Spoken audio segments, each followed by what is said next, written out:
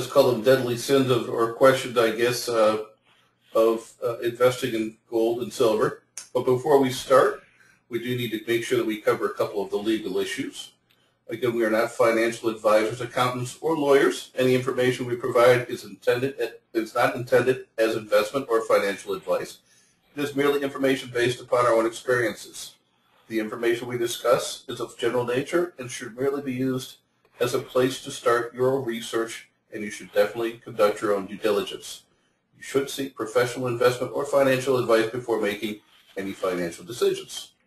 All right, with that, I'm going to pass it over to David and Glenn, and go ahead, gentlemen.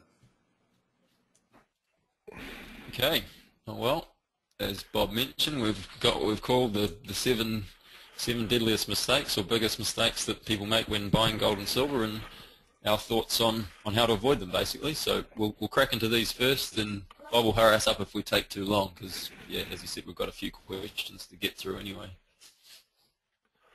So number one is buying paper gold and or silver versus actual physical gold and silver. And probably, of course, this sort of depends upon what your reason is for actually buying, but probably for most people it is as a form of wealth insurance. And so the thing with physical gold is that having physical gold in your possession actually gets rid of the counterparty risk that is involved in virtually every other investment or kind of financial asset that might be out there. Basically, everything else pretty much has a counterparty on it where you're reliant upon them not going bust, be it a share or be it actually money in the bank, which is obviously a consideration for some people. And there's lots of other. Paper gold's a big subject. It could be just certificates. It could be the ETFs or exchange traded funds, of which there are a few.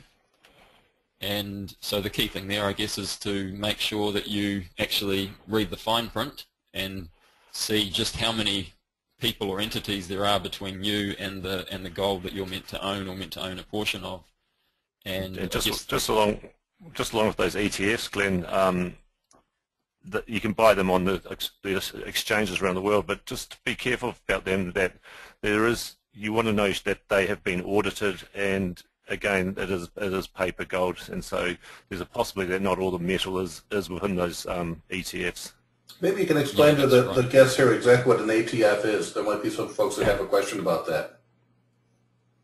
Yeah, well, it's basically kind of a pool of gold or silver, I suppose, is the easiest way to put it. And so people own, there's a bunch of shares just like there are in any company, but instead of owning a portion of a company, you own a portion of a pile of gold or a pile of silver, basically.